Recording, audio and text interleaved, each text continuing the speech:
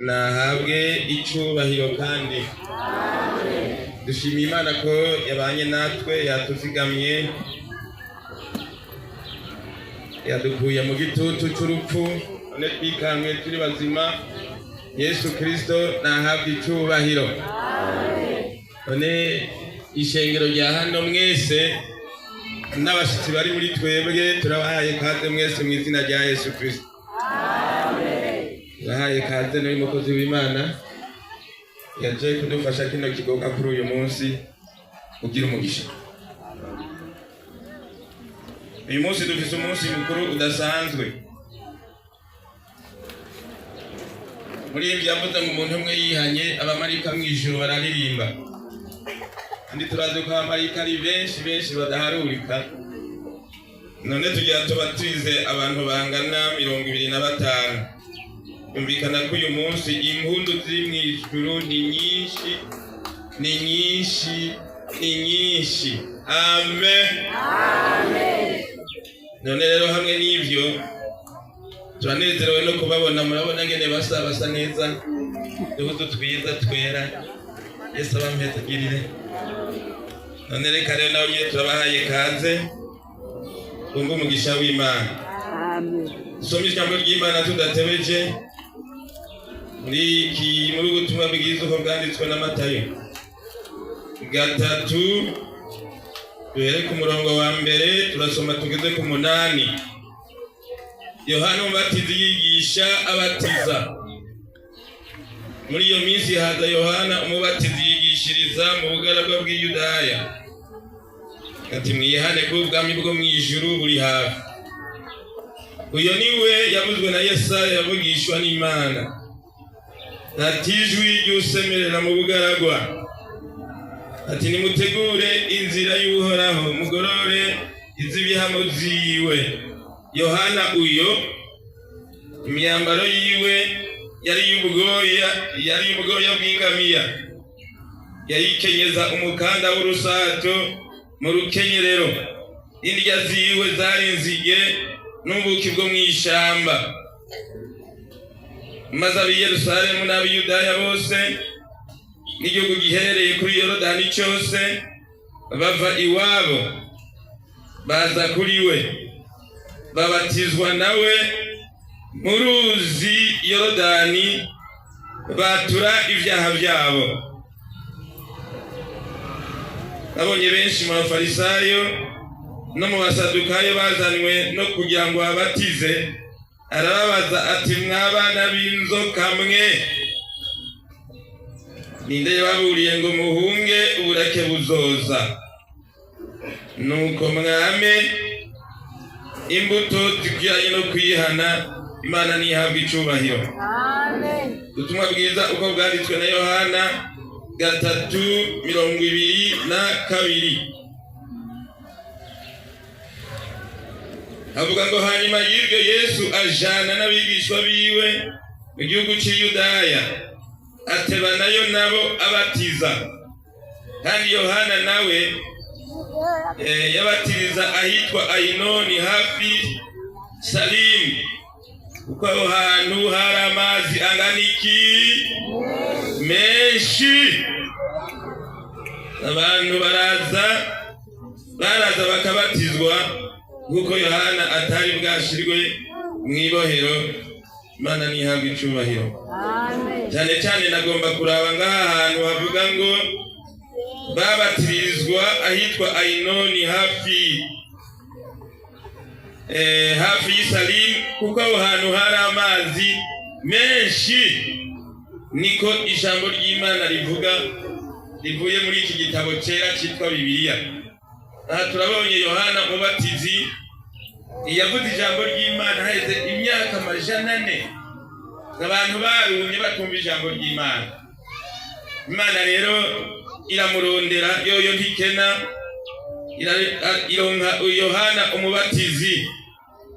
Yohana umubatizi ari mu bugaragwa yarasemerera avuga ngo mwihane kuko ubwami bwo mw'ijuru buri hafi. Nta kindi yavuga. Burya twebwe tubatiriza ubanje kwihana. Haleluya. Akihana ibyaha vyiwe, akabanza akavyatura. Yohana ntiyabayeho neza kumvise ibyo yafungura ibihori, kuko tuvuze inzige abana ntazo bumva, hariho n'abakuze batazibonye, nabyo ntazo nabonye, ariko umuntu ariko aritegereza inzige zisa n'ibihori, yarya ibihori, ntiyambara neza. Mbona ko je nambaye neza impuzu yera. Yesu nashimwe. Dusa n'abariya ibisa byasabiranira. Mugabo wewe ntiyambara, ukumva yambara ubwoya bw'ingamiya, yambara urusato rw'ingamiya, umusentira agashaka urwo rusato nyene.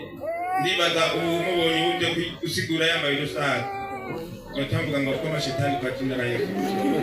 Niko mwotuvuga kuko ubutugeze mu iterambere, ariko wewe yahagarara mu bugaragwa yambaye urwo rusato, agasemerera avuga ngo mwihane kuko ubwami bwo mwijuru buri hafi. Abari hirya no hino bakaza kugira ngo abatirize. Rero kugira ngo abatirize yabajana ku ruzi Yorodani. Icyo babanza gukora, batura ibyaha byabo. Nta kubatiriza umuntu atari yihanye, nta kubatiriza imborerwa ntibikunda, nta kubatiriza igisuma ntibikunda. Muri bajya bona bambaye impuzu zera, hajya nta mbore birimo, nta gisuma kirimo, nta musambanyi arimo, nta uzakuraguza arimo, basa kujya mubabona, kujya basi inyuma niko basi imbere. Haleluya. Haleluya. Muri babana mu gitondo, haleluya.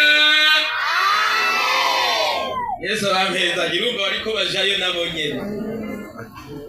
Bajya bazobatirizwa, abo tubatiriza twisunga ijambo ry'Imana rivuga.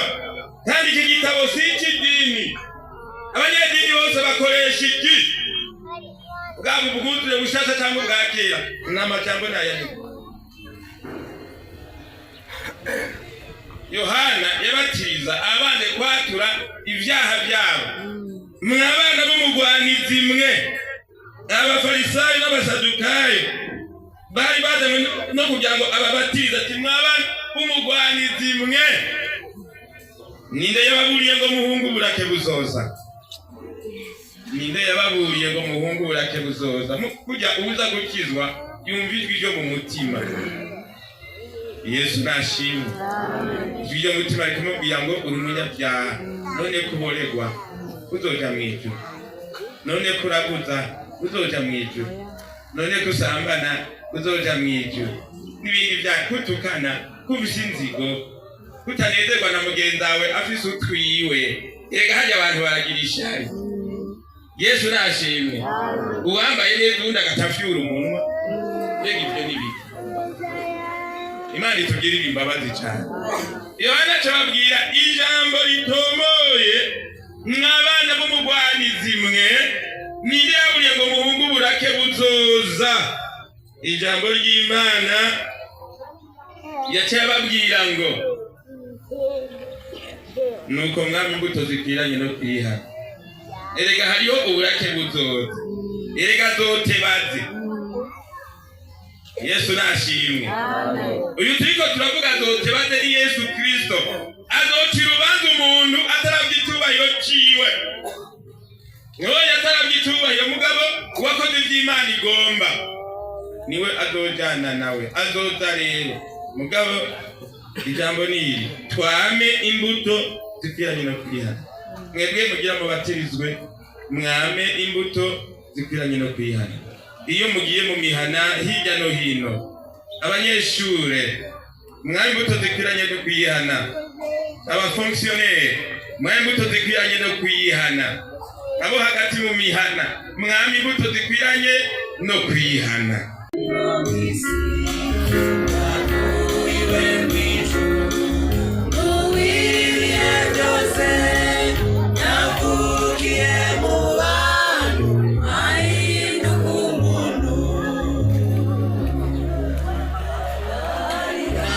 Yohana ati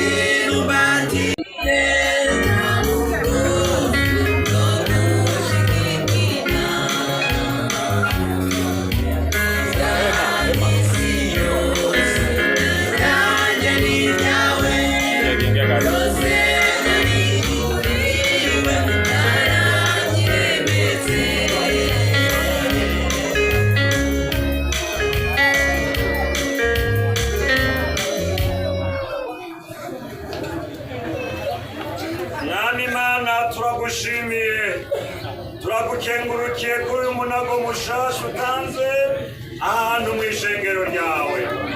None rero turaguhaye ikaze umugira kandi aya mazi uyahumanure, aya mazi ukuremo ubuhumane bwose, abo bantu bagiye kuyabatirizwamwo ibintu byose bigende neza. None rero mwizigirwa mwiza, winuze ubane natwe, winuze ukorane natwe iki gikorwa. Mwemu yera yongere yururuke kumwe yururuka igihe Yesu Kristo wabatizwa kuri rwa ruzi Yorodani. Ijuru niryongere ryuguruke, Imana wongere ushingire intahe aba bantu baje kubatizwa. Urakoze, turaguhaye ikaze uyu mwanya wose ubane natwe muri byose, mu izina rya Kristo Yesu, amen. Ndakubatiriza mu izina rya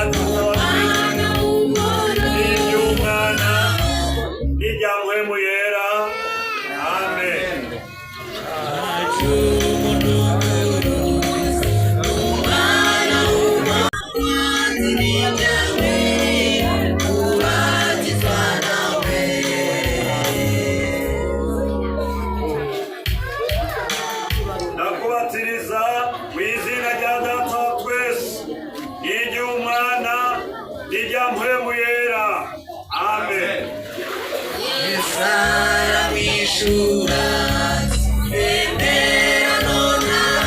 Ndakubatiriza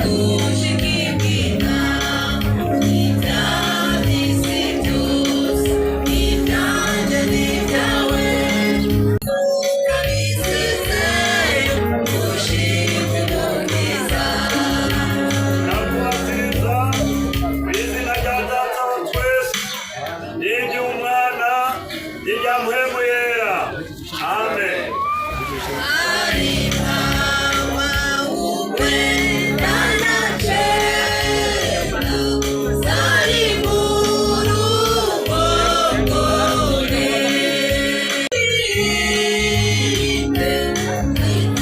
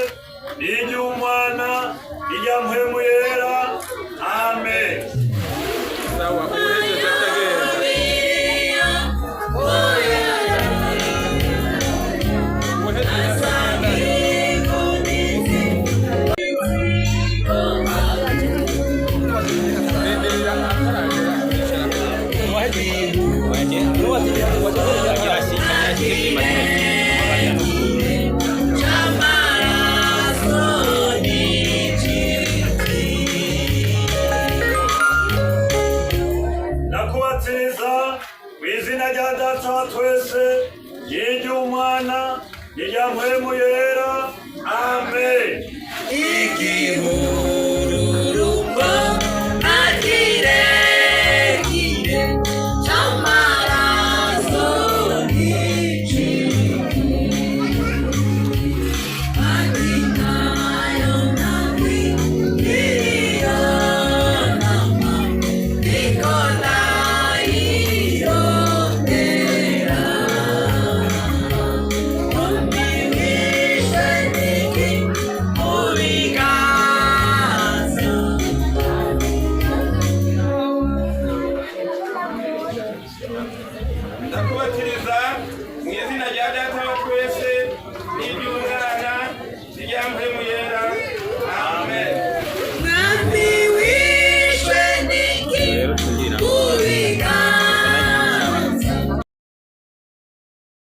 wa twese n'iry'umwana n'irya mpwemu yera amen.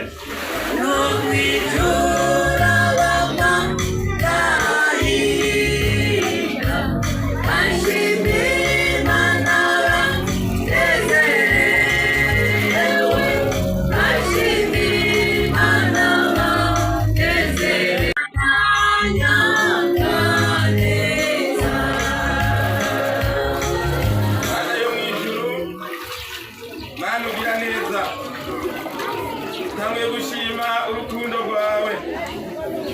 Ijambo ryawe rivuga ngo urukundo Imana yakunze abari mw'isi, ariko rwatumye itanga umwana wayo w'ikinege.